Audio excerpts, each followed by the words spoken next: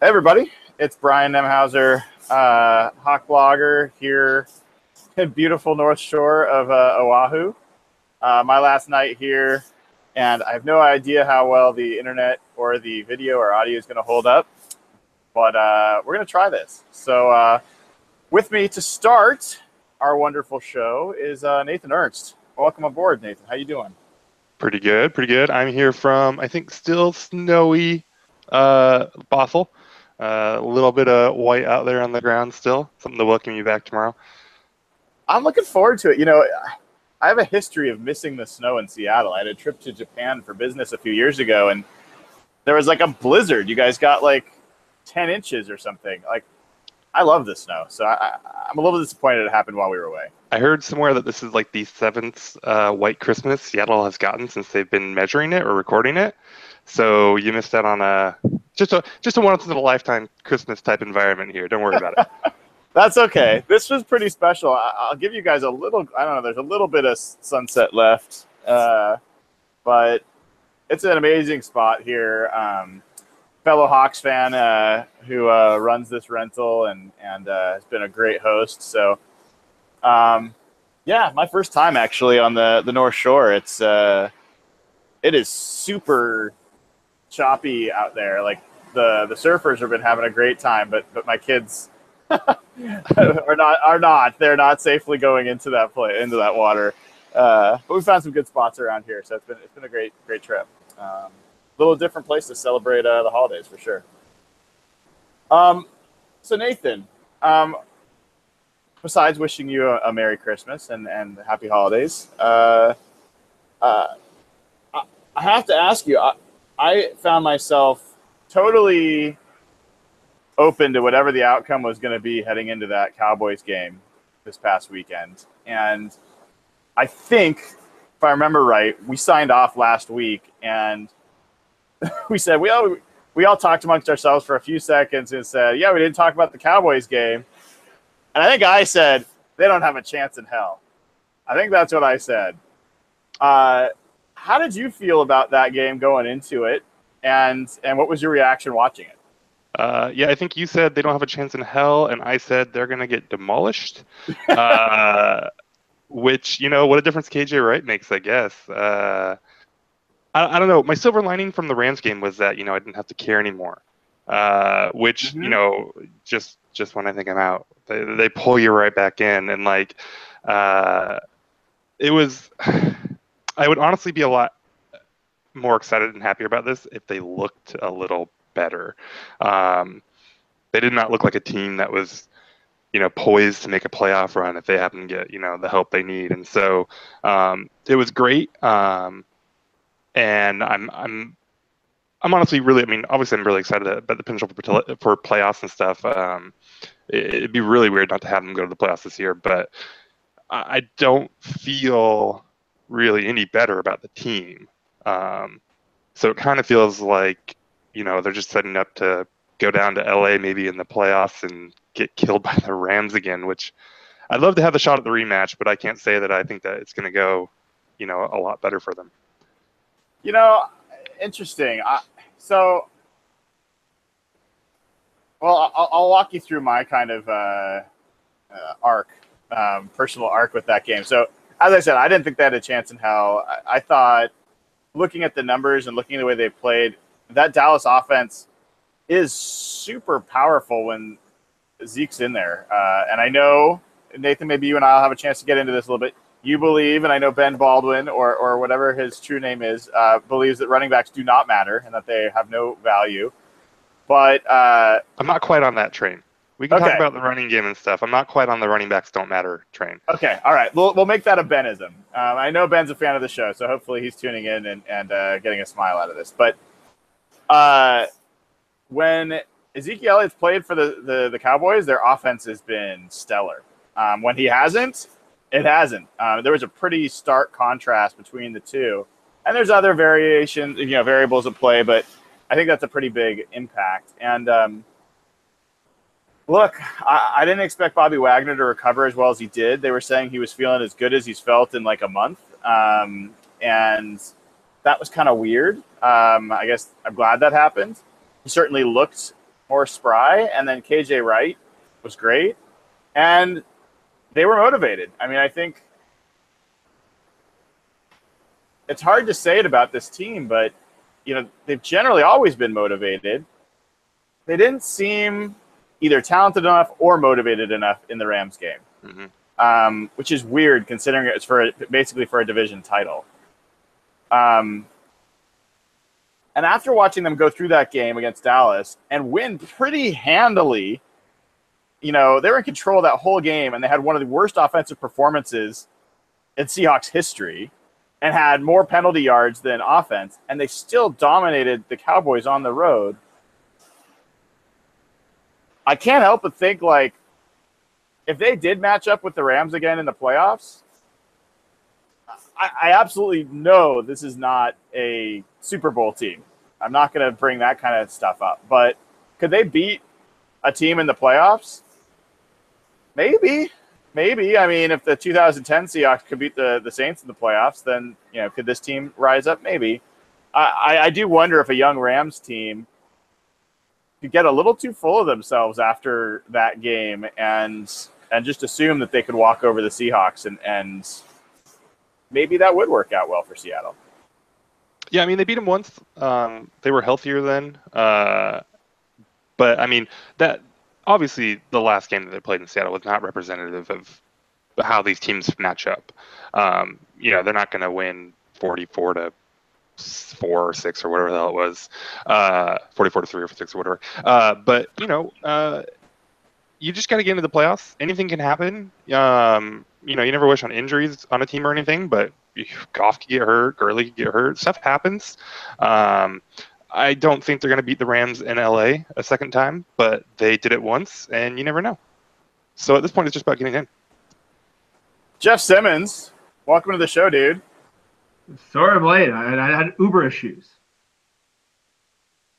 Uber issues are serious issues. You got to deal with those. I'm going to go try to see if I can find some lights for this balcony while you tell us what you think of the Dallas game, what you expected going in, and what you were thinking as you watched it. You still there, Jeff? Did we lose Jeff? We got a weird frozen Jeff again. Oh, there he is. You see me now? Yep. Yeah. Go ahead, Jeff. I had very low expectations going into that game. Maybe the Rams game broke me from the week before, but I thought the return of Ezekiel Elliott with that offensive line, I thought that Seahawks, they looked like a fighter that was just out of gas the week before. And maybe I didn't realize how important KJ Wright was or how important a healthier Bobby Wagner was, but I had really low expectations. I thought Dallas with that offensive line would just run all over those guys. And I was surprised how much heart Seattle played with, and they were able to pull that out with pretty much nothing from their offense. That was a vintage Seahawks win based on what happened the week before in in Seattle against the Rams. I didn't see that happening. I thought that Dallas would have their way with them on the ground, and Seattle did a really good job. Aaron Smith being out played a big factor. Jeff, are you breaking up on us here? Jeff, somehow I've managed to get a better internet connection in Hawaii than you have wherever you are in Canada. So you might want to check your internet. Okay, let me try again. Do there, and we'll come back to you. So, Nathan, before we start talking in more detail about the upcoming game against the Cardinals, what it means, what we think about what's going on, I do want to talk a little bit about the run game, pass game kind of conversation we've had at various times over the past few weeks. Without getting people into all the detail, I think it's a fascinating topic and something that's really at the heart of what what people should think about the Seahawks team going forward. And different people have different ideas of what the cure is. And I'll paraphrase, and I want you to jump in here and help me with this. But you and Ben have spent a fair amount of time talking about, and others, the higher correlation between passing efficiency and winning, and that running is less important. Running the ball is less important to an offense to winning. Ben has gone as far as to say, the running back doesn't matter. Running backs don't matter. And I know you kind of distance yourself a little bit from that. But, I look at the Seahawks team and I see a team that has deviated from the formula that was really effective for them in 2012, 2013, 2014, and even 2015 to some extent, where they were very balanced in run and pass. And I'm kind of curious, that's where I think that they should be trying to get back to. You and I have gone back and forth, on this topic.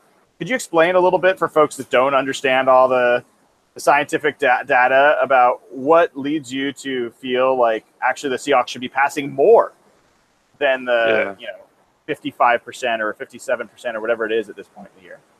Yeah, so going way back to where this started, Ben's always been on this train. There's a really old, I think it's the old PFR blog where they talked about this, where passing success has something like, it's like 80% of what makes passing efficiency is like 80% of what makes up whether a team wins or not. Passing efficiency is just vastly the most important aspect of the game.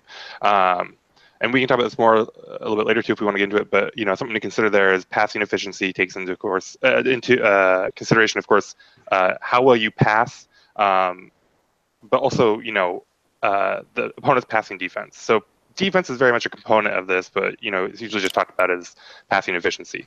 But anyway, so Ben's always been about that. And one of the things that he was following for a while early in the season, and I don't know where it's at now, but the Seahawks, it was something like the last 20 games for the Seahawks, the team with the better QBR had won. And there was a tie in there, so kind of was a little different. But so it was interesting that, basically, his point was backed up, that every time, that in every game the Seahawks played, the team that passed better won the game pretty much. And so we were talking about it, and the whole 80% of a win, passing efficiency makes up 80% of a win or whatever. I made the point that running is 20%. You can't just throw that away. But also that this ignores whatever effect that running has on the passing game. So even if you just accept that passing is the most important thing, running helps a passing game, right? And so this spawned a whole lot of conversation between me and Ben and me and you and a whole bunch of different people. And what it looks like is when you look at all the numbers, teams don't pass better when they run more or when they run more effectively, whether you measure effectiveness by yards per carry or EPA or win percentage added, or any way that you can really look at it. When you kind of look at it on a game-by-game basis, there's no correlation between running and pass success. And there's also no correlation between running and how well your defense defends the pass. Which is another common thing, that running helps your defense. It doesn't really look like that's true at all. So if running is only a sliver of the pie that makes up a win, and running doesn't help passing, which is really the most important thing, then running kind of doesn't matter. And teams should run much less than they do. The idea of balance doesn't really bear out. That's somehow a better way to go. On top of everything else, Ben's done some work and he's looked and he's seen that teams that pass more, or the more a quarterback passes, it doesn't really affect his efficiency. A quarterback that throws 350 times is as effective when he throws 400 or 450 or 500 or however much, right? You don't really see a decline there. So lost my train of thought a little bit, but basically run less. It doesn't help you win. Run in situations where running makes sense. Short yardage is one, and controlling the clock, bleeding out the clock at the end of a game. Those are the times that you should run, and it all comes down to what's important is getting the most yards. Getting more yards helps you get more points. Getting more points helps you win. So that was a little rambly. That's a lot of background. I don't know if you have anything to follow up on, because I think, from my perspective, everything, all the numbers, it's all out there. You can go to Hawk Blogger, you can see the stuff I've written. You can check out Ben's Twitter. He tweets about it a bunch. There's just not much that shows that running really helps you pass or win. Yeah, so Jeff, throwing it back to you, and hopefully we'll test your internet here, and hopefully that works. But part of this comes down to some simple facts of, people should know, some basic stats around yards per attempt for a quarterback, right? Even the bad quarterbacks, the yards per attempt are going to be in the 6-yard range. Like that's not good, but there's going to be somewhere around 6 yards. The very best running backs in the league, their yards per carry are maybe 5. Like if you can get 5 yards a carry, that's huge. Alvin Kamara's at 6 yards a carry, and it's like the craziest thing. right. Like, yeah. So that's, it's a very simplistic, but there's a lot more data behind it. But knowing that in general, you are going to gain more yards through a pass than through a run. We've seen Bill Walsh, back in the 80s kind of revolutionize football and trying to replace runs with short, more reliable passes. What's your instinct? Because I know you've been involved in this conversation as well. Is your instinct that the Seahawks should be passing more often right now and that'd be more effective if they did that? Or that they need to figure out, like, not just right now, but for the future, for next year when they're planning, that they need to be planning for a way to be a more effective run team and get back to a little bit more balance? I think the big thing is, with what Nathan said, I think it's hard to disagree with anything what he said, but I'm more old school. I'm not as big into the numbers as maybe Nathan is, or definitely what Ben is. I'm a believer in what I see on film. I'm more of an eye test guy, and maybe I'm too old and me to be more progressive. But for me, I think you need to play to your personnel. I think New Orleans is a great example of a team that they've been the best passing team for a long, long time, right? And what are they, 7-9 team every year, the last 5 years? That's probably the number one pass offense. They're still a very good pass offense. But the thing that made New Orleans better is that they became a balanced attack. I don't know if that's going to work for Seattle, because right now we've seen it for 2 years? They can't run block. And right now they don't have a run blocking offensive line. They don't have the personnel to be a running team. And maybe in theory, running would be a better way to play. But if you have this personnel, you have Russell Wilson, I don't know if running more is the best way to win, because I don't think they have the personnel to play that way. And I think you've got to play to your strengths. And maybe that's more dump offs to McKissick to make up for a run game. Or Mike Davis has been pretty decent in space. I don't know what the numbers say on him, but to me, he looks like a guy who's been playing space. So I think you've got to play to your strengths, and going forward, you got to figure out what your strengths are. But right now, the way they need to play, I don't think running more is the way to get them more success. The problem with using New Orleans as an example of running more, and they are running more this year. They've got Kamara again, who's running like crazy. But they also went from 30th in pass defense by DVOA to 5th. For sure. I mean, that's a huge swing. And Drew Brees, I don't know if he's passing less. We could probably look at that up, but he's still as good as he ever was. It's not like Drew Brees is declining. It's not like he's not as good or not as important to that team. He's having as good a year as he's ever really had. It's not his best year ever. But his, if you look at his NEA, which is its yards per attempt factoring in touchdowns and picks, is 7.71. His career average is 6.95. Like, he's having a great year. How do you look at something like the Seahawks offenses in the 2012 to 2015, where they were last in the NFL in pass attempts most of the time? They're 55% run, 54%. They got down to 51%. That those were years where their offense was top 5 DVOA, which for people that don't follow Football Outsiders is kind of a measure of overall football efficiency, team efficiency, or it's a measure of efficiency above the average for teams. And they do a bunch of different calculations against the teams that they're doing it against, and a bunch of other factors to help kind of make it an even determination. But for those years where the Seahawks were really the DVOA darlings, they were the number 1 DVO team for like at least 4 years, I think, in a row. And the offense was part of that. It was a top 5 offense, and it was heavily run oriented. How do you explain that? Why does that work? There's a lot of stuff here. But probably the biggest part of that, and this is I mean, I don't want to go back to Cable, but it's something that Cable's benefited from basically his entire career, is quarterback rushing as a part of that, those rushing numbers. And so, Russ has obviously run for a ton of yards, right? He was running for about 100. He was running about 100 times a year there for a while, until last year. He's probably going to run for about 100 this year again. And he's running for 500 yards, 800 in 2014, averaged 7.2 yards per carry in 2014. So, yeah, they were a very run-heavy team, but they were not a typical run-heavy team. And the other thing I would say is that, a lot of other teams in the NFL are handicapping themselves in the same way, right? Running and balance, this is all very conventional type wisdom, right? And so you're benefited from other teams playing the same way, in the same mindset, in the same environment, right? Teams expect you to run because that's what you do. You are supposed to run. Why do you run? Well, you're supposed to run, right? And so that kind of environment is something that's, just pervasive in the NFL, and that's something where the Seahawks can go that approach, and still be successful. And the other thing too is the Seahawks were really, really good those years, and really good teams get leads, and really good teams run the ball to hold their lead. The Patriots, I think I saw where they run more than they pass this year, or something like that. They're really close to 50-50. And Bill Belichick, he's really smart. Why would he run so much if running's not good? Well, Bill Belichick knows that the way you seal your win, you bleed out a clock, is you run the ball, and the Patriots have a lot of leads to run out.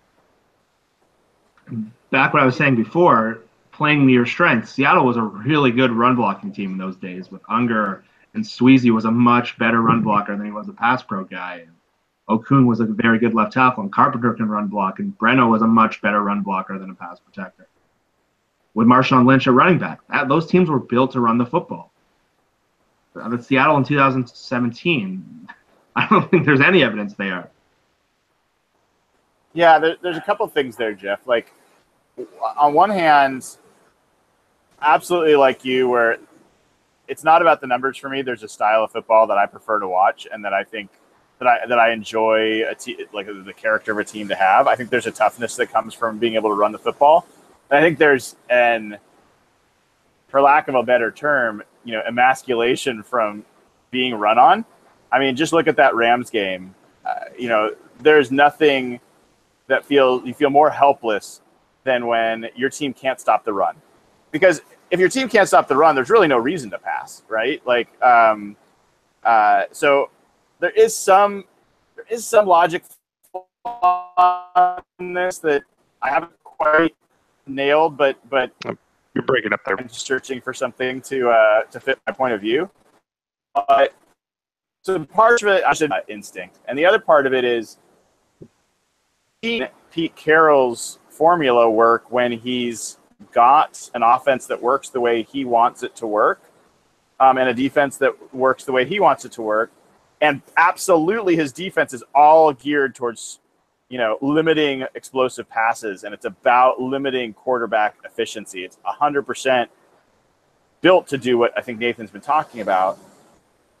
But it's hard for me to imagine a Pete Carroll team really embracing a 60% pass offense and succeeding in the same way, because the types of schemes I see them running, they seem like completely out of their element running that kind of offense. So,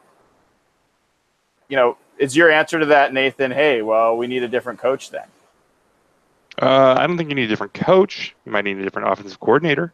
I mean, if Pete can't adapt and then that's a problem. Going back to Belichick adapts. Belichick, builds schemes for his team, right? I mean, we've seen them run a lot of different types of offenses over the years. We've seen, ground and pound, and we've seen, the 2008 team that was with Randy Moss, and they're just airing it out. And we've seen, the Welker and Edelman type offenses where they're doing quick stuff and, dinking and dunking down the field. And I think it's great if that Carroll has a philosophy.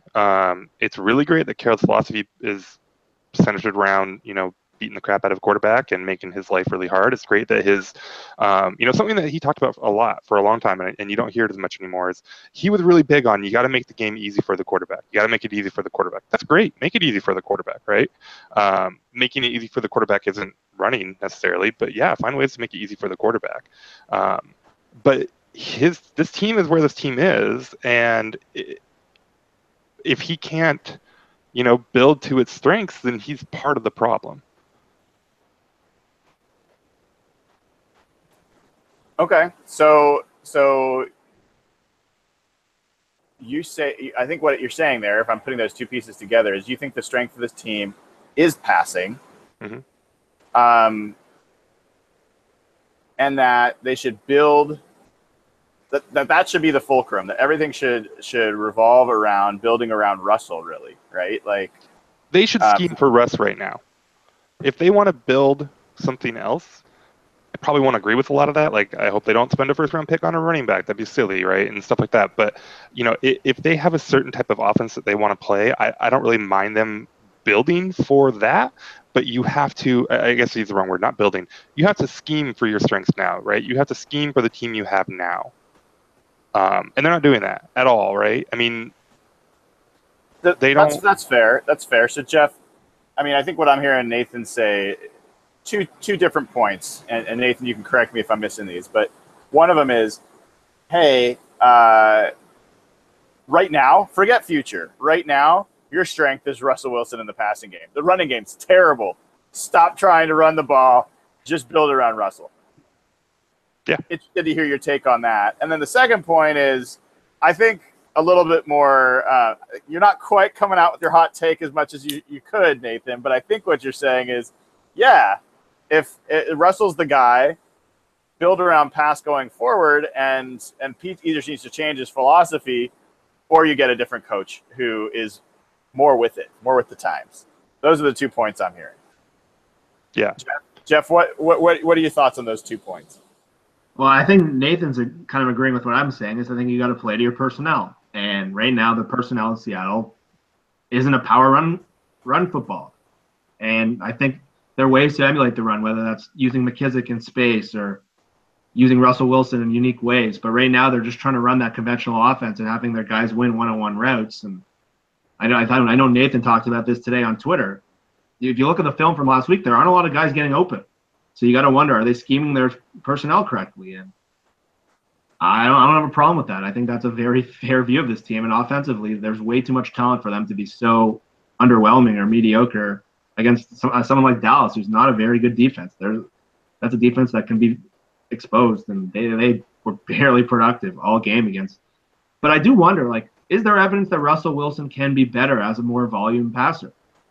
And I know there's scheme issues. I know there's coaching issues. I'm big on they're not playing to their strengths, but Russell needs to be more consistent if you're going to play like that. Russell has too many first halves that just leave you wanting more. And I know there aren't guys open on every play, but there's just been too many issues where he lacks situational awareness, or he's taking a 20-yard sack when you can just throw the ball away. I think he needs to be a little more consistent if you're going to play that way. But yeah, I don't have an issue with what Nathan's saying on this one. I have issues with some of the things Ben has said on Twitter the last couple of weeks. I mean, him are buddies. We go back and forth a lot, but I think I'd agree with everything Nathan's saying. Well, that's no fun. What did you dislike that Ben said? I saw one of them on Twitter. Come on, you said it was stupid. Come on, man. Well, number one, the idea that I don't care what any stat says. The idea that Marshawn Lynch had nothing to do with their success is one of the most ludicrous things I've ever heard. Marshawn Lynch broke more tackles than any other player in football by a large margin. He created yards on his own. If you put any other player in that scheme, there's no way they could have succeeded. And Marshawn Lynch, his run in Seattle is as good as a running back performance that we've seen in this era. So I don't know how you can watch these games and come up with that, but if stats are telling you that, stats are lying. There's no way you can make that case. We want to talk about how Marshawn Lynch was on his way out of the league until he got Russell Wilson as a quarterback, though? Yeah. I'm not saying that the scheme didn't help, but, man, that guy broke tackles, and that has nothing to do with the scheme. This guy is physically creating yards on his own. And the New Orleans Saints playoff game, did they win that game without Marshawn Lynch? I mean, it's funny, though. Go back and watch that game or, look at the stats. Hasselbeck was legit bombing on the Saints. Oh, I'm yeah. not saying passing doesn't matter. He 'cause was, bombing it I'll- to Brandon Stokely and Mike Williams. Williams and Yeah. that tight end that they had that was not good, but I loved him, which was like every player from that era. Yeah. Ideally, you want to be a very good passing team. If you look at the teams that are good every year, they all have the great quarterbacks. Will never argue that that's the most sustainable way to win in this league. And the Seahawks have a guy that should be there. But I think any idea that Marshawn Lynch, who to me is a potential Hall of Fame back, had nothing to do with their success and was irreplaceable. I mean, it's very replaceable. That 2015, where they had probably, 4 good rushing games, I think their numbers are totally inflated. That to me is just crazy. Yeah, well, so I don't want to come across that I'm anti-pass. I hopefully that's not coming. Yeah, me either. A core part of my power rankings formula that is not the end all be all, but it's been pretty helpful for me over the year to find teams that other people didn't. New Orleans being one of them early on this year. A core part of it's passer rating differential. Your team's passer rating minus the passer rating you allow to opponents. I think that's one of the most important stats in football, and the Seahawks dominated that stat for a few years during their run because Russell's a super efficient passer. He's risk averse. He will not throw into tight spaces most of the time, although this is one of the things where I think when you start to turn Russell into a volume passer, I think you start to see different parts of Russell emerge that don't really align to his strengths. I think Russell's at his best when he's, 20 to 27 passes, 20 to 28 passes in a game. Once he starts getting over 30 pass attempts, in general, that might be a game script issue, to use a Ben Baldwin and Nathan Ernst issue, like that. The 30-plus pass attempt games are the ones where maybe they're losing, and so he has to pass more. I don't know. I don't see him as being that efficient in those situations. But an interesting thing I want to come back to that you said, Nathan, is, hey, Marshawn Lynch was on his way out of the league until Russell came. Russell's big. I think that's a key piece here that people fail to acknowledge. Russell's impact on the run game, I think, has been almost more important, at least close to equally important as his impact on the pass game. I mean, he has been a huge factor. If you pull him out, you saw what pulling him out of the run game did last year, and we've seen it even more this year without the running backs being able to do much. But he's been a huge part of that offense. And now I think that you're starting to see where they don't have a reliable way to get run yards with Russell the way that they did when read option was actually an effective mechanism in 2012, 2013 at least. And it puts more focus and more, emphasis on Russell being able to be a volume efficient passer. And I don't know that he's really shown the ability to step into that yet. Like, I think 2015 is the one stretch where we all hold on to, where it's like he blew it up and he was passing with huge efficiency on third down and in the red zone. We just haven't really seen that with any consistency since then. So, I think there's still an open question about whether Russell Wilson, even if you had someone who would scheme around him right now, whether he's the guy to be able to handle a high-volume passing offense with efficiency. Another thing I would – okay, go ahead. Okay, the one thing I would also add here, this isn't a great sample size, but you remember the second half of the 2011 season, Seattle beat a really good Baltimore team, and they went toe-to-toe with San Francisco. Both those teams ended up in the championship game. They didn't have Russell Wilson yet. And Marshawn Lynch was the most productive running back in the league in that stretch of games. I think there were 7 or 8 games. Obviously, that's not a sample. I don't know. Obviously, Russell wasn't around. Tavares Jackson was playing with a torn pec, and they beat some good teams, and Marshawn Lynch was really, really good. And that's when they kind of figured out the scheme and the way they want to play, and that's when the offensive line started coming together. So I think there is some evidence that Marshawn could have been great without Russell, but yeah, I think what Brian said is a lot more interesting there.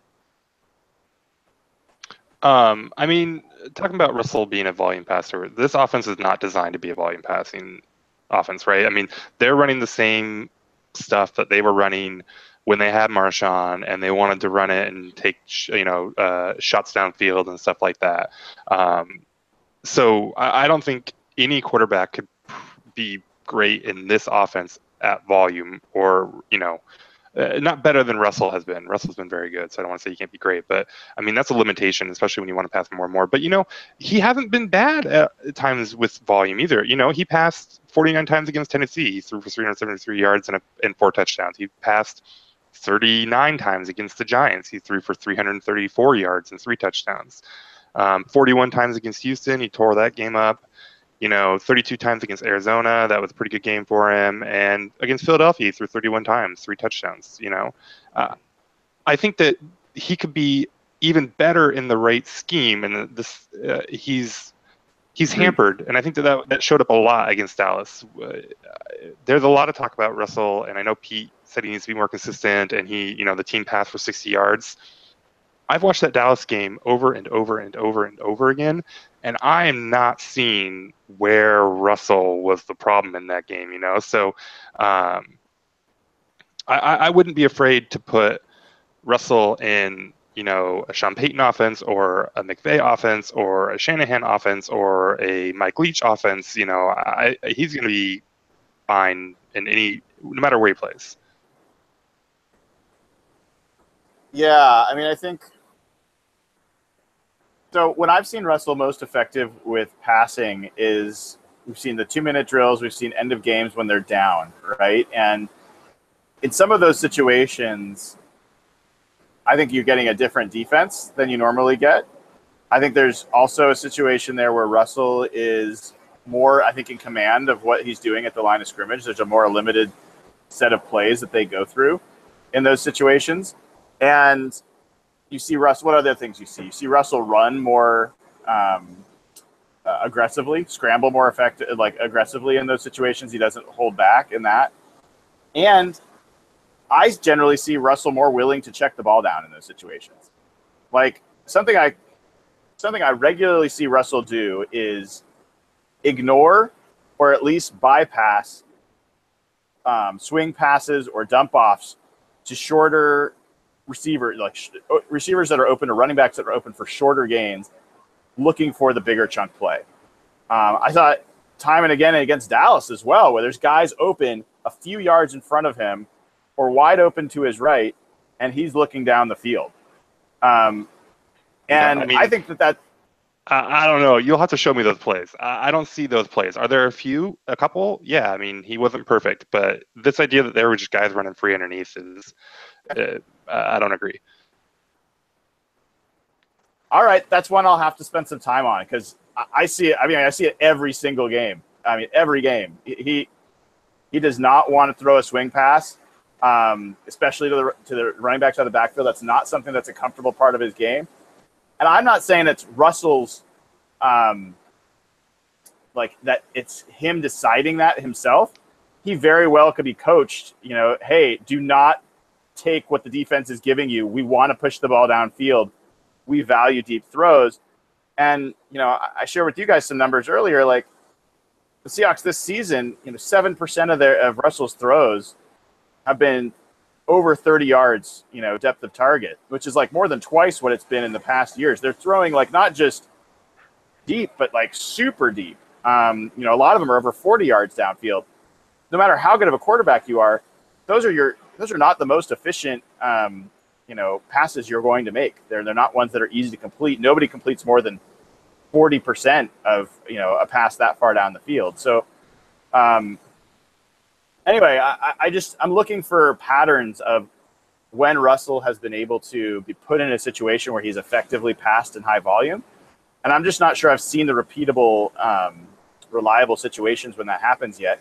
They're not always going to be in 2-minute situation. And hopefully they're not always going to be trailing to where defense is maybe playing a little bit differently than they normally would.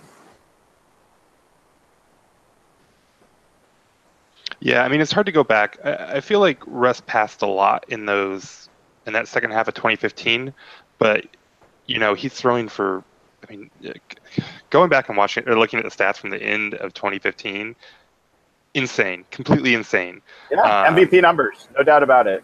Oh, I mean, yeah. 3 touchdowns, no picks, 5 touchdowns, no picks, 3 touchdowns, no picks, 5 touchdowns, no picks, 3 touchdowns, no picks. Like, holy shit. And so they ran a lot of the end of games because they were just obliterating teams on that run. It wasn't just the end of games. I'm not going to let you get away with that. I've run the numbers. They ran the ball more often in the first half during the last 8 games of that season than they did in the first 8 games of that season. They ran the ball more often. It wasn't a game script issue. Thomas Rawls was really effective at that point. Russell was really effective running the ball that year. So it was not just that they were ahead that caused them to run the ball. Yeah, I mean, we could probably poke and prod of that, but that's probably true. They were definitely. I mean, Rawls was going off at that point too, for sure. But I don't know why you couldn't take what he did in those games and totally agree. It. Yeah. I think that's what we all. I mean, Jeff and I've talked about that a million times. I mean, I think it's what we'd all want to see. That was the point where I was like, the Pittsburgh game, Russell's game against Pittsburgh was the moment I was like, okay, he's ready. Put the game on his shoulders. This guy can do it all now. He was passing for volume. He was hitting amazing throws. He was converting tough third downs. Like, he won that game. I mean, they were amazing in that game. And you know, yeah, go ahead. They're not running that offense right now. You know, I'll tweet it out again because it came out, and I tweeted one thing last night and one this morning. But I put together. Ben always does the clips of just the pass protection, and so I put one together because everyone was talking about Russ's performance this week. I put one together for just the all 22, you know, the downfield camera, so you can see all the routes and everything. And you watch the Dallas one, and you watch that Baltimore one, and I think there's some differences in how Baltimore played. I think Baltimore was maybe a little bit more man, so how you approach that's a little differently. But it's the same stuff, kind of, but the mix of it is drastically different. That you know, you talk about Russ not being comfortable hitting short passes or hitting running backs, or you know, Russ is doing all of that in that Baltimore game. He is comfortable with that, and you saw it in the Dallas game too. I mean, one of Russ's favorite routes is when that running back just kind of leaks out right in front of the line and turns around, and Russell dumped that off all day long, and he dumped it off 2 or 3 times in the Dallas game. So it's not a comfort issue. I mean, I would challenge people to go and look, and you know, the whole Russell doesn't throw over the middle of the field. Well, he's not quite as much as other NFL quarterbacks, but he does. And I would challenge people to go look and just see how often, you know, oh, Russell doesn't hit his hot routes. Show me the hot routes. This offense doesn't have hot routes in it. That's not how they play football, which is insane. But, like, there's a lot of things, you know, talking about Carroll adapting his scheme. And I think part of it is they've built this for Russ because Russ doesn't need a hot route. He can scramble, and you do a scramble drill, and that's your hot route, right? But, like, they need to get back to that 2015 type offense where it's quicker and he has more options, and you're not just literally putting it on him and saying everyone's going to go deep and you figure it out, which is what their offense is a lot right now. Yeah. So, Jeff, I want to give you a last word on this, and then we're going to move on to talk about a little bit of Earl Thomas and some of the stuff that came out there and a couple other things. But, you know, look, what I saw in the second half of 2015 when I've watched those games is actually a lot of where the Seahawks had success. And Darrell Bevell, you talk about Russell Wilson, Darrell Bevell was calling those games, same guy, and there were some masterful play shifts that came out of the bye week that really they went to quick passes. And what I saw was a lot of man combination schemes that were like rub routes and a lot of stuff. Tyler Lockett and Doug Baldwin working in conjunction together to create these short, reliable passes that Russ could get off. And I still see them trying those, not being as effective. And I mean, they still have some success, but my read or my assumption, because I haven't broken down all the tape, is that teams have adjusted and that they're going more zone against the Seahawks perhaps, and that some of those man concepts just don't work, and so that they don't know what else to do. That's kind of where I'm seeing things. Anything else you wanted to add to this conversation before we kind of switch over to the Earl Thomas discussion? Yeah, and the biggest thing you noticed when watching that team in 2015, especially the second half, was how decisive, one, Russell was, but two, I think you just nailed it. That was going to be my point. They designed plays that had Russell with an easy look, and that's no knock on Russell. I don't know if the league's adjusted, but when you watch the second half of those 2015 games, within 1 or 2 seconds, you can tell exactly where Russell should go, and he would hit it decisively. And just the way he would read the defense and read the routes was something almost we've never seen before. And now maybe they've adjusted, or maybe the offensive line isn't able to protect the way that team could in the second half of the year. But it's not often Russell will read a play and hit it, and maybe that's the receiver's not getting open and the scheme's not working. But that was the biggest difference to me in 2015. You've never seen, and Bevel was as good as I've ever seen him in that 6 or 8 game stretch, where just the way he used Tyler Lockett, the way he used Baldwin, it was. I don't know if maybe that is the adjustment on zone defense, but that hasn't come back. That didn't come back last year. That hasn't really come back this year.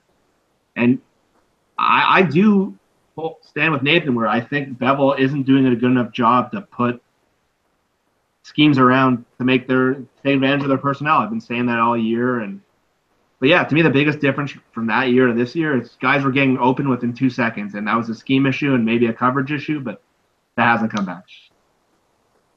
Yeah, it's where I'm totally in agreement with you guys is that Darrell Bevel is easier to replace than Russell Wilson. Like, you don't find a lot of Russell Wilsons on trees out there, but there's a million offensive coordinators.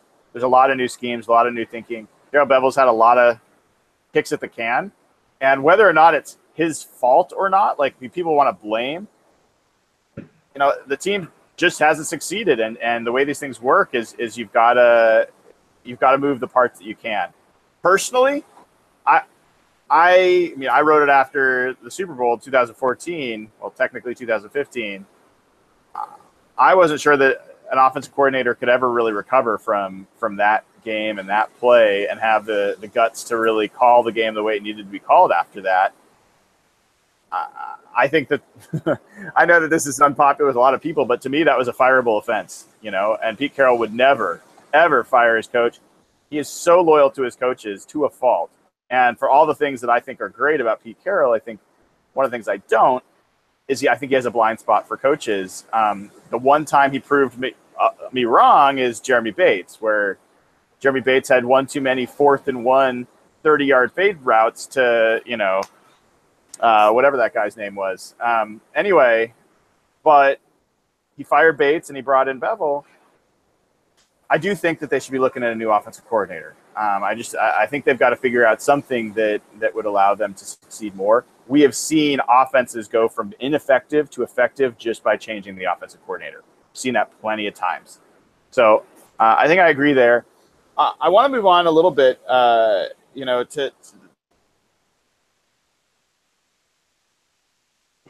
the Dallas game. To muckrake or talk about all the seedy stuff, but it's worth a conversation. I think people are curious. Earl Thomas went into the Cowboys locker room right after the game. He's friends with Des Bryant, and he also chased down Jason Garrett, the coach, and said, "Hey, you guys should come get me."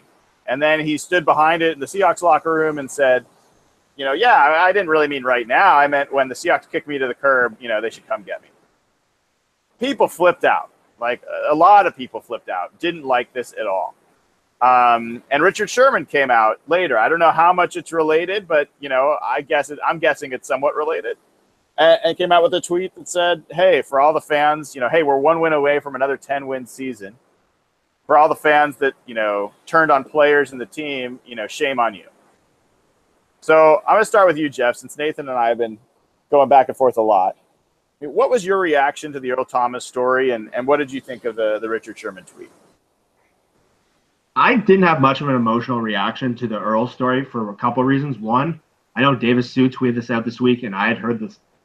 I've heard for a long time that Earl's wanted to play for the Dallas Cowboys, maybe towards the end of his career. He obviously loves it in Seattle, and it's not a response to anything to do with his current situation. Similar to Marshawn Lynch in Oakland, he grew up a Cowboys fan.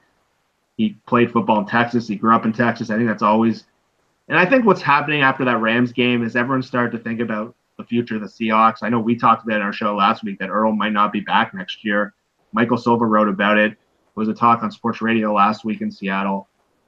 I think he made an emotional reaction after the game to start thinking about life after Seattle. And was it the best decision? No, I don't think he should have done that. I think he made a mistake, but did I care as a fan? Not really. I think he acted emotionally. He was pumped up about the win and kind of made a pitch for him. But in terms of the Sherman tweet, I actually agreed with Sherman. I think Seattle fans get a little too excited. And you go on a team where people are talking about firing Pete and trading Russell. Man, this team's been really good for ever since Pete's been here, really. And to complain about a 10-win season where you have injuries and half your defense is down. And, yeah, we came into the season with Super Bowl aspirations, but, man, to get 10 wins out of a season like this, I know the Redskins game was a disaster, and maybe they should have won the Falcons game. I kind of agree with Sherm. I think fans should be pretty fortunate that they aren't cheering for a team like the Browns, and that they were able, especially after that Dallas game, where they were able to gut out probably one of their more character wins of the season. I kind of resonate with what he said. Where were you on this, Nathan? I freaked out because I don't want to imagine a Seahawks team without Earl Thomas. Like, he's still unreal as a player. He's still like the most important player on that defense. He's everything to this team. And so the idea that he is, aggressive, he's shopping himself, or the Seahawks might be shopping him, that shouldn't sit well with any Seahawks fan, I don't think, just from he's awesome and you don't want to lose awesome players. From any other perspective, I didn't really care. It's a business. The Seahawks are possibly shopping him. They would have no qualms about calling up, Jerry Jones or Jason Garrett or whoever the hell their GM is, and saying, what would you give us for Earl, or however those conversations go. So that didn't bug me at all. It's his hometown, or what, it's his childhood team or whatever. So, if he doesn't play in Seattle, I hope he goes somewhere he wants to be. And if that's Dallas, then great for him. Although not really, because it's the NFC, but great for him. Yeah. Any thoughts on the Sherm tweet? I don't know. I mean, that's what fans do. I mean, we're powerless. We're helpless. We don't control anything. And so, can we get nitpicky? Can we get ungrateful? Sure. But, honestly, Sherm should probably listen less to the fans. I mean, we're idiots for the most part. So, but there are problems with this team. Like, I can't imagine, criticizing fans that are upset, like, about this running game. And, Sherm himself has come out and criticized decisions by this offense. So, I don't know if that sits well with me. Sherm can say what he wants. I don't think I really agree with it.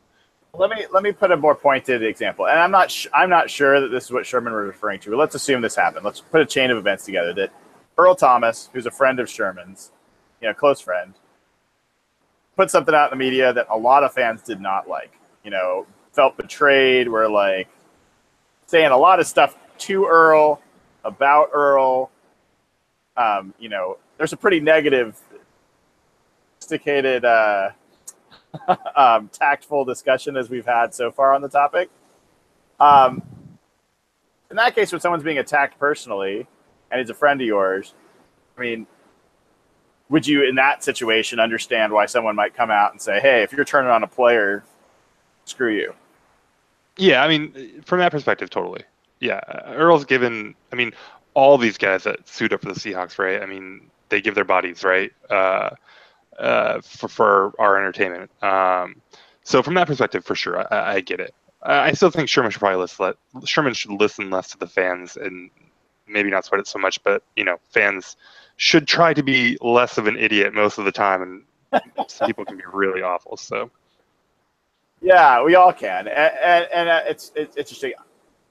Like when I heard the Earl thing came out, like seconds almost felt like after the game, and Dallas reporters were tweeting about it. I just kind of was like, whatever. I said it to my son, and my son's like, what? Like he wants to leave, and I'm like, whatever. I mean, he owns an Earl Thomas jersey. He's his favorite player, and I love Earl. I mean, he is. This is a debate, but he is arguably the best player of this generation of the Seahawks. I mean, the best player at his position for this period of time across the NFL. Russell, as much as you can love him, has not been the best quarterback, in the NFL during this period of time. He just hasn't been. So Earl Thomas is a Hall of Fame player. As far as I'm concerned, I don't think that's a debate. He's absolutely going to be a Hall of Fame player, and he'll be a Ring of Honor player. And I love the way he plays. I mean, the way he practices. I love everything about Earl Thomas. I love the fact that he's weird as hell. But the fact that he's, what is he, 29, 28, something like that now. He's in the going into the last year of his deal. He's from Texas. He just got married. He doesn't know Cam Chancellor, I don't think, is ever going to play again. He's one of his best friends. Sherman may or may not play for this team again. This team might be revamping the secondary and the defense overall. It might take a year or two for them to get back to being productive. Is Earl the kind of guy I see as a mentor? No. I don't think Earl Thomas wants to either you're at his level or he does not want to deal with you. That's who I think Earl Thomas is. So I think all those things combined, it's not at all hard for me to imagine him like, dude, yeah, it's time. Send me over to Dallas. That's where I'd like to go. I don't care. I mean, it doesn't bother me at all that he feels that way, and I understand it. From a Seahawks standpoint, I'm John Schneider. I'm like, okay, great. If Dallas wants to give me, let's do the Joey Galloway trade. You want to give me 2 first-round picks in the same year? Then maybe we're talking. You want to give me 3 first-round picks? Then maybe we're talking. I mean, I don't think there's anything there. I don't feel at all betrayed by it. The Sherman stuff, I agree with you, Nathan. I think Sherman doesn't always help himself when he gets engaged in those debates. But look, I think people are very fortunate that they don't have the mentions on Twitter that these players do. I mean, you go in there and look at what people, it's not just, hey, we need a better running game or our team sucks. I mean, it is like vicious. Like, it's the type of stuff where people like stuff that people say to athletes. It's so awful. Bad. Yeah, so I get where he's coming from. I don't think that his tweet helps matters. That's not going to stop those fans from doing what they do. But Brand's cutting out again. Am I still here? Okay, go for it. Yep. Yeah. Anyway, so enough on the nastiness. In the last few minutes here, let's take a round robin, talk about red-faced Bruce Arians, the old sheriff, and it looks like it's gonna be his last game. I never hated him that much, but I good riddance to him. I'm not gonna miss him. The Cardinals have a habit of beating the Seahawks in Seattle. They even did it in 2013, right? Oh. On the Super Bowl game. What do you think about Bruce Arians? How do you think this plays out this final week of the season? Jeff, why don't you start? I've said on the show, I can't stand Bruce Arians. I think he's a good football coach, but every time he talks, I want to slam my head against a wall. And I don't know, maybe it's the whining or there was one year, I think it was the 2015 year, where like he benched all his guys in the second half after the Seahawks completely kicked their ass in Arizona, and he said, he planned to bench him the whole time, and they had that like HBO series on them, and the exact opposite happened. He was like freaking out at halftime. His face was all red because he's been caught in so many lies, and every time he talks, he's just so egotistical. And that comment last week where they own Seattle, that's their home stadium, I don't know. It just brought back bad memories for me. So I'd love to see Seattle kick their ass. I mean, they need to win this game. And I know they've won 3 of the last 4 games in Seattle, so he may have a point there, but this is by far the worst Arizona team he's had. They have no running back. They're on their backup quarterback. Both their tackles are out. If they can't win this game, they don't deserve to be in the playoffs. But, man, I would love to see them beat the crap out of Bruce Arians. Go ahead. I don't know. There's something about him, and I know Mike Salk is the same. There's something about him that bothers me. He's got all this hype. He's won 1 playoff game in Arizona. Something about him. I can't stand him.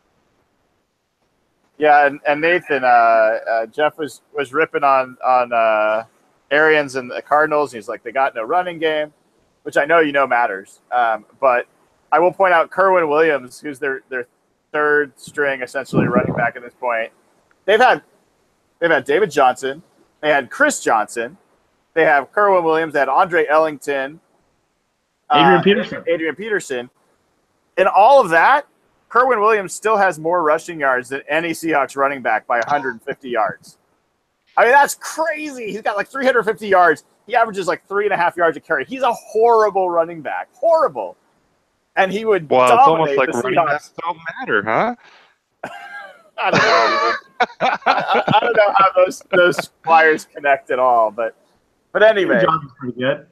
So what do you see?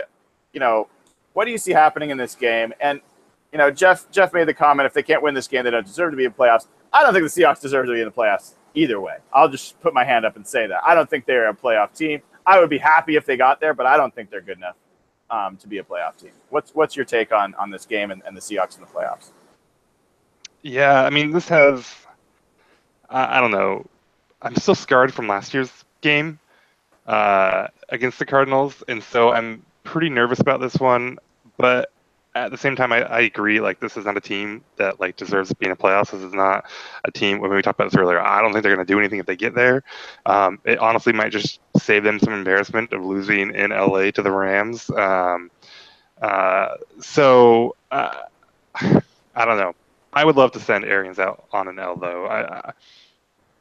Most of the time, I don't really. He's done some stuff. I mean, I know he's won Coach of the Year twice and whatever. But like Jeff was saying, he's won one playoff game. They had 1 year where they were really good. Good for you. When people look back and talk about this era of the NFC West, Bruce Arians is not even a footnote. I mean, it's Harbaugh and it's Pete and it's Russ and it's Kaepernick and it's whatever this Rams team becomes. And there was that year where the Cardinals were good. That was weird.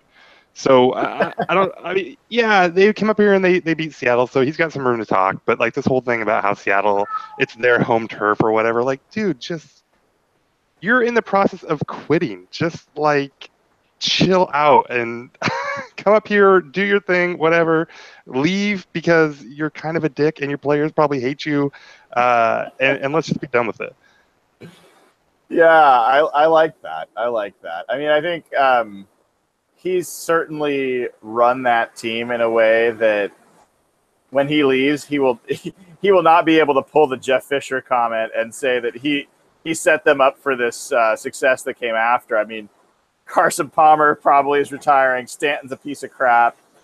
Blaine Gabbard's a piece of crap. The offensive line's in shambles. The running back situation, you got David Johnson. That's big. Larry Fitzgerald's, if it's not his last year, it's his second to last year probably. The defense has got a couple of new young players, but the Cardinals look like a team that are going to be fourth place in the NFC West for a while after this season. And so, I mean, as I said before, the only thing that I'm kind of motivated about seeing the Seahawks in the playoffs is I have this hunch that if they got to play the Rams, that they'd actually beat the Rams in LA, and that would be pretty sweet. That would be all right, this has been an acceptable year if that happened. I don't see the Seahawks actually being able to beat the Saints. I think it's too good of an offense. Although I would be tempted to go to New Orleans to watch that game, just to go to New Orleans. And the Eagles, maybe. I mean, maybe. Nick Foles, doesn't scare me. You see them play Monday night? Oh yeah, he was horrible. That team has no chance. And Minnesota, I don't think so. I don't think the Seahawks can beat Minnesota in Minnesota, even though Case Keenum's Case Keenum. But so anyway, I do think there's a lot of limits to what the Seahawks team can be. But don't lose 4 out of 5 your final 5 games at home this year. I mean, don't do that. That's crazy to think about. Right? Yeah. That's just crazy. And with the advantage this team should have with the crowd noise and with John Wetzel and John what's-his-name, some other guy on the other side of this line. It's a total no-name. I wrote about it in my column this morning. They've got 2 tackles that nobody's ever heard of. Frank Clark should absolutely get his 10th sack at least. If not, get a 3-sack game this week. So Michael Bennett should be eaten as well. So I think there's a lot of reasons to hope that the Seahawks can perform well. If people didn't realize, not only are the Cardinals missing Tyvon Branch, who was their best safety, but they have just lost Antoine Bethea this past week, who is their other great safety. Buda Baker's now playing, who's good, but they've got Tyrann Mathieu, who is their nickel corner, who's now having to play back at safety, which means that maybe Justin Bethel has to play nickel corner against Doug Baldwin. Like, they're a mess.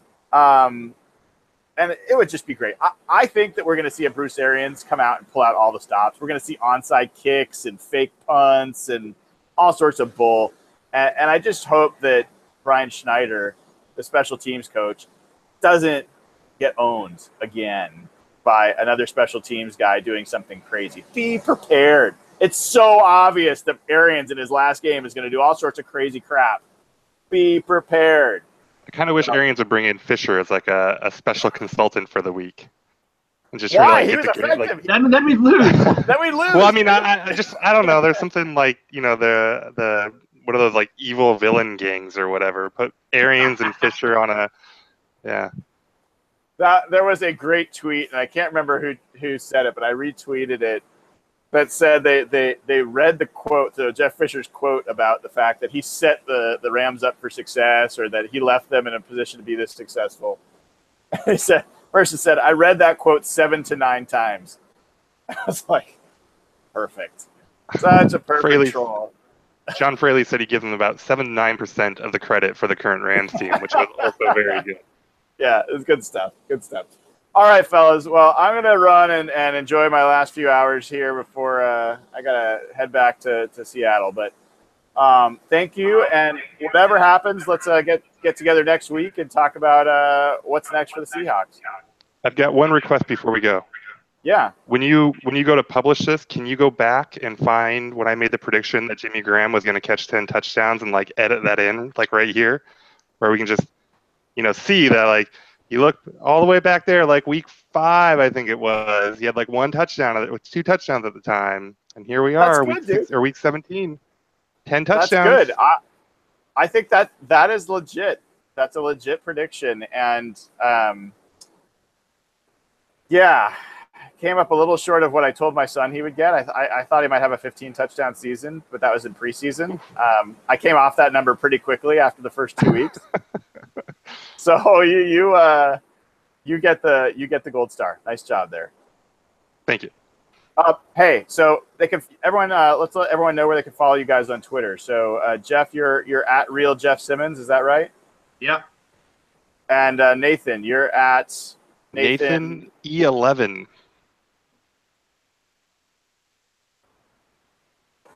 Follow us on Twitter, Nathan E11, and subscribe. You'll get notified as we do this throughout the season and the off season, whenever that may come. And thanks to everybody for watching. Take care. Go Hawks. Go Hawks. See you next week.